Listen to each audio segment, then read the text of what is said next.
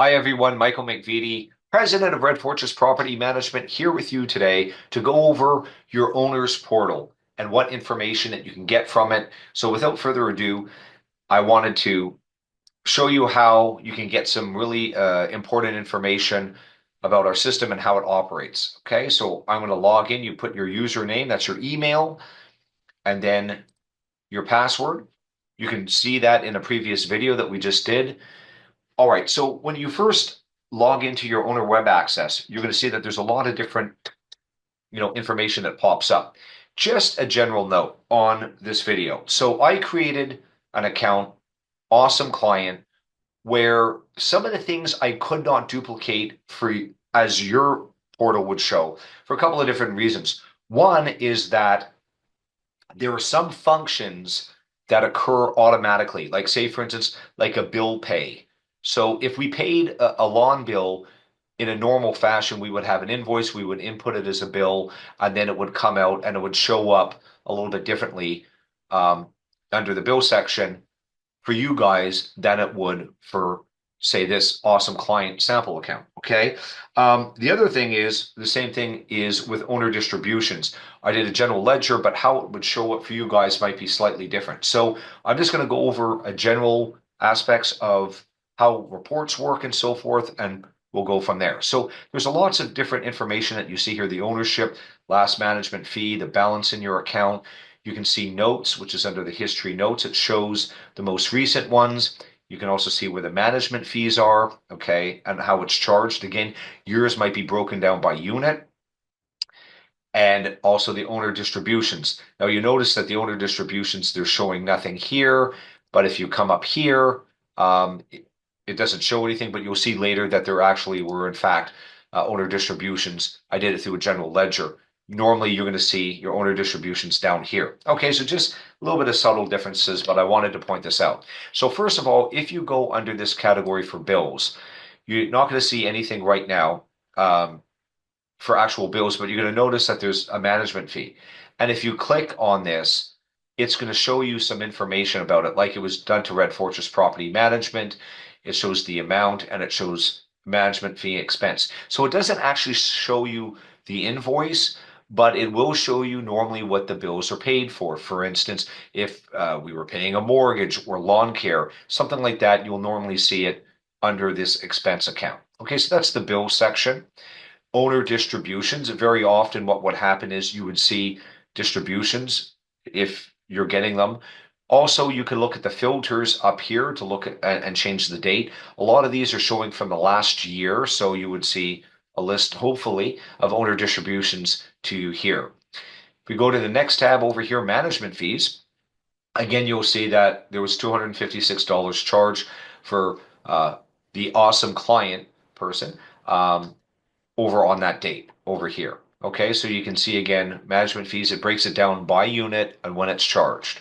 Okay, now the main thing is the reports, which I want you to really take some time to look at and understand, or I'm going to take some time and show you. So the reports, first of all, you're going to see that you have, for instance, owner statements here. Some of you could have a second or third one, like if you have a multifamily situation where you have, say, 12 units or more, maybe you want a rent roll or something to show like which units are occupied or not. So there could be different ones here, but typically most people are going to have only an owner statement. And from the owner statement, what you can do here when we click on it is that you're going to actually see, in this case, a date range, show details, a whole bunch of other things, and then separation method. So let me show you how we can manipulate this. The first thing is that you can go over here to show a date, and you can reverse the date and go from there if you like, say the January 9th of 2025 to this date here. You can also click here to show the end date of that actual report. One of the quick tabs, if you like, that you can do is right here, this like kind of four-line one, where what you can do is it can show you, excuse me, it was a little bit delayed there. Just click on that. All right.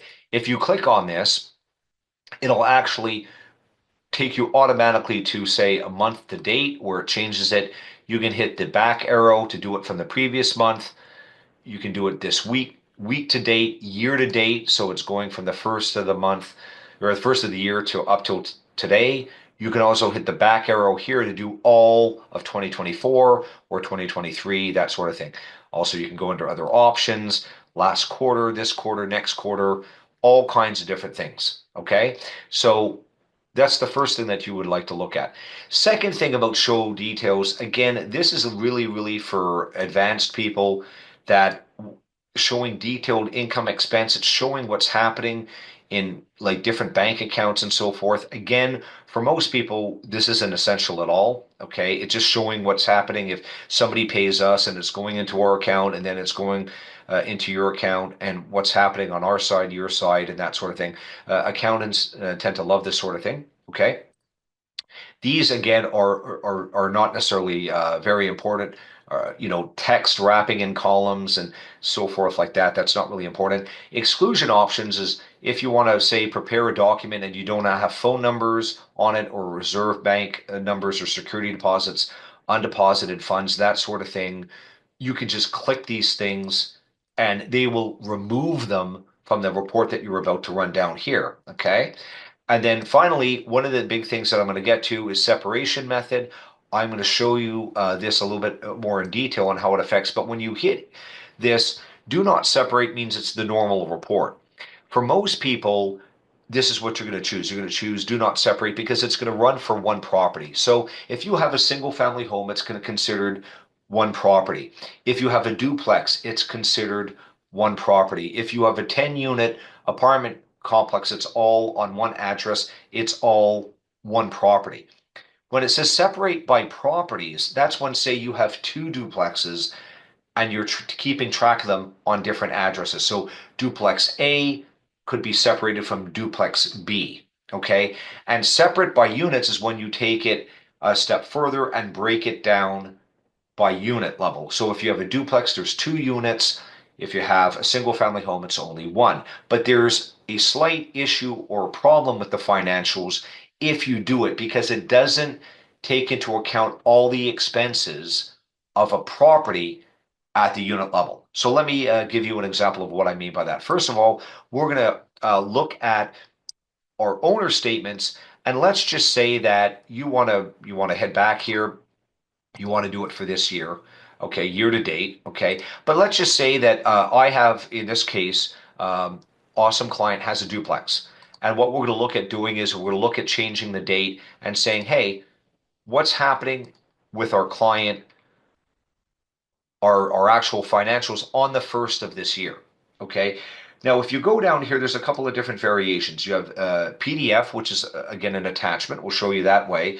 There's HTML. Okay. That's something that's more like text. A text is actually more so, and I'll show you it if you like when we run the report, what it looks like. And then you finally have Excel. So let's just say that you wanted to export it or run your own reports or put it into some other document. You can also do it by Excel. So if we run the report for text, I'm going to show you what it looks like and you see how it saves it as an attachment. Okay.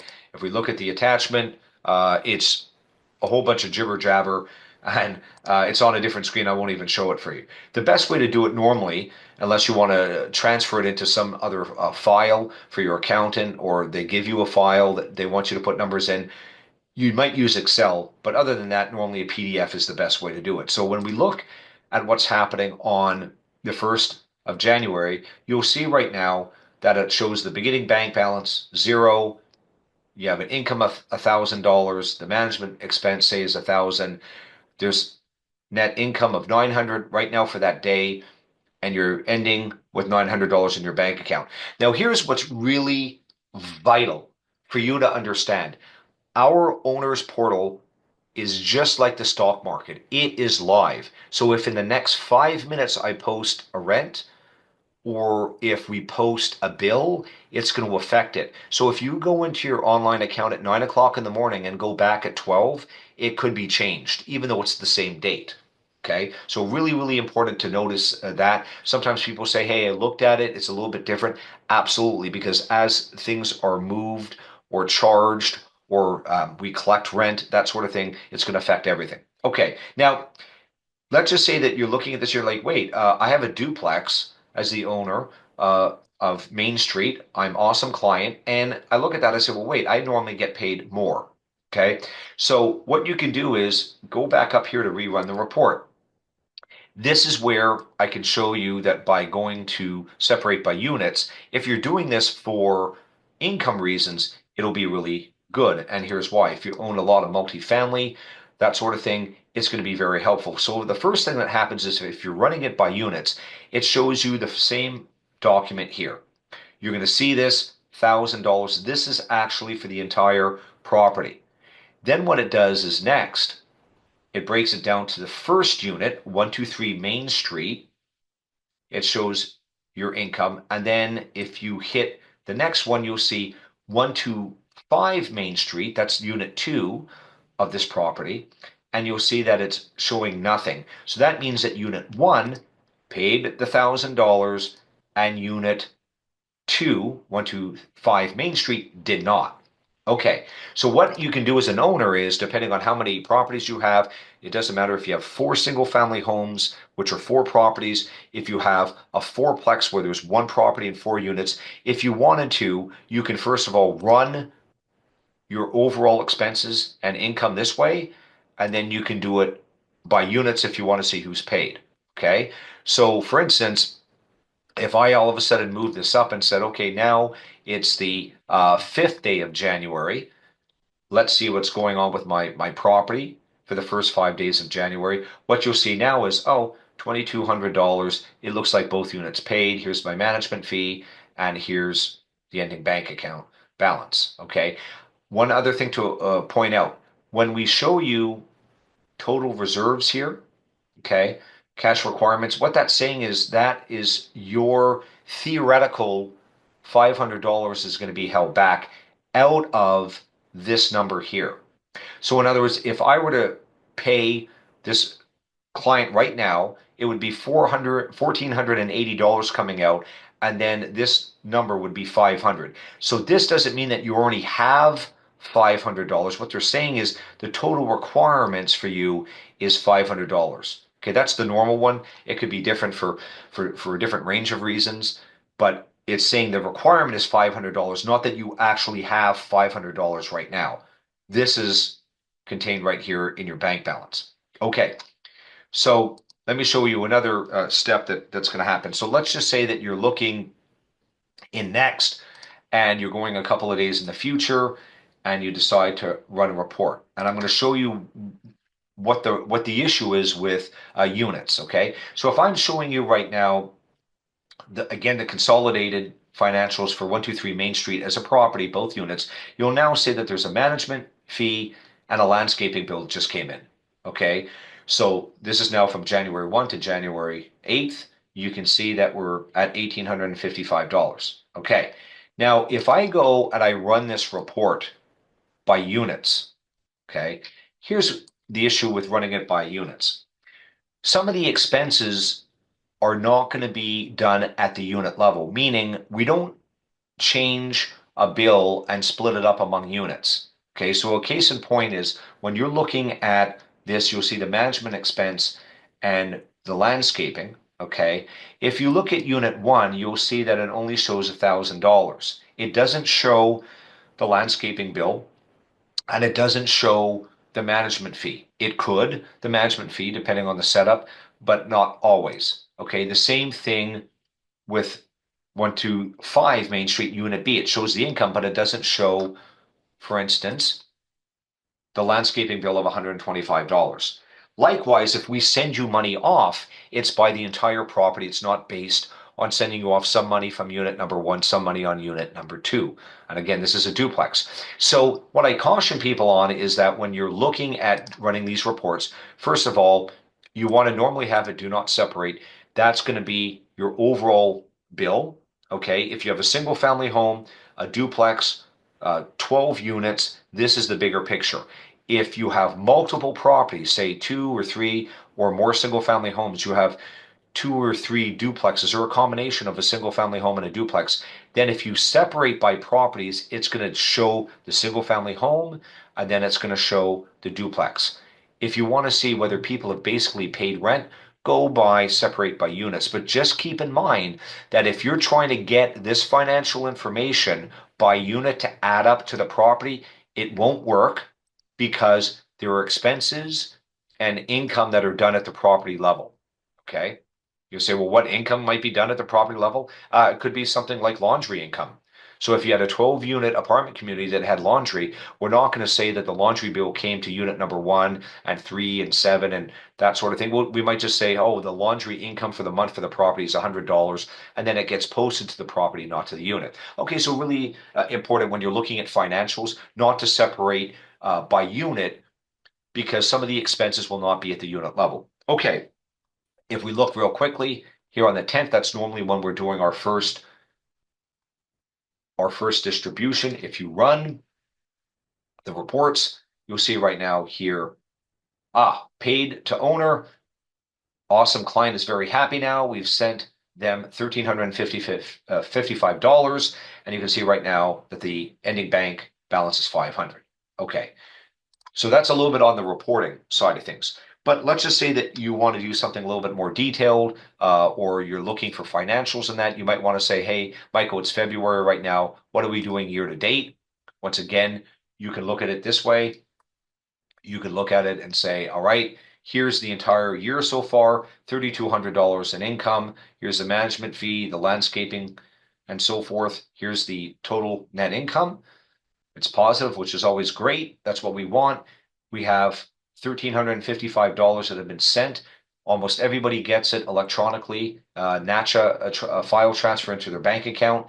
And then you still have an ending balance of $1,144. So what that means is sort of an expense coming up. You're going to get another distribution, say around the 10th day of February for, say, $644.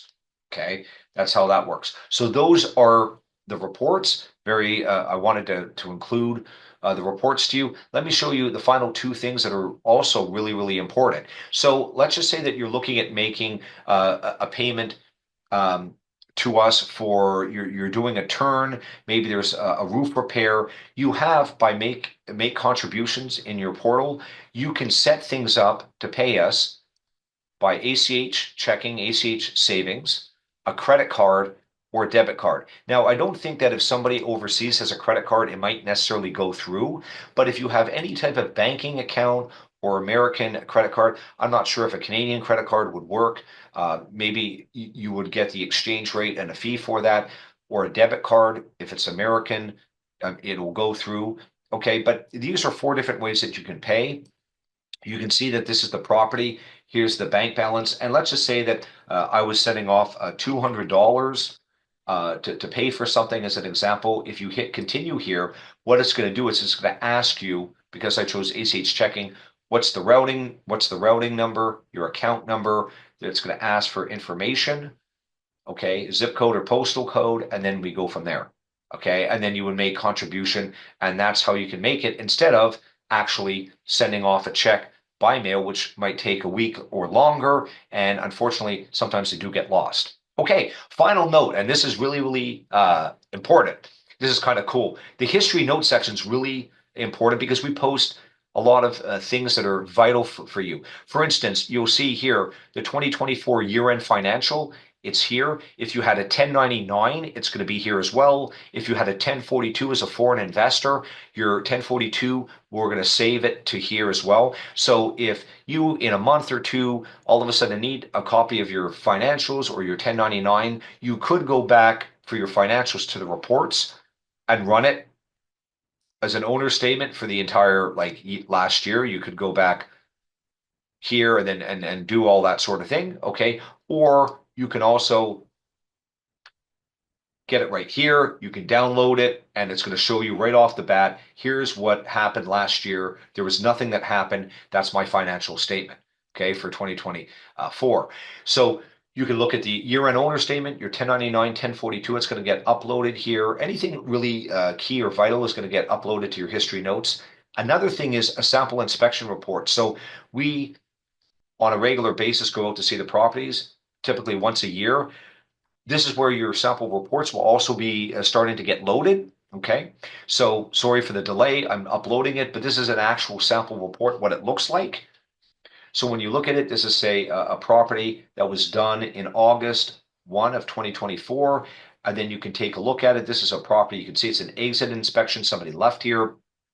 And you can see as we go through it all, it has our property manager here is taking photos of the main area, that sort of thing. And as we go from year to year, you're going to have more of these built up depending on the number of properties. And this is something that's you're going to have access to as well. Okay. So when we look at this, keep in mind that again, you can use the filter for dates for this. So if you wanted to look back for something that happened in 2023, if there was a sample inspection report uploaded at the time, you can do that as well. Likewise, if you needed a 1099 or year-end financials for 2023, you want to compare it, again, you can change it by the date here. So this is a real quick tutorial on how to get the most out of your owner portal. If you have any questions, please feel free to reach out to your property manager, give us a call. I hope that you've enjoyed it. There's a lot that goes into it. And so if you have any questions, please give us a call. We're always updating systems here at Red Fortress. And again, we're here to help you. So please give us a call if you have any questions. Have a wonderful day and look forward to working with you in the future. Take care.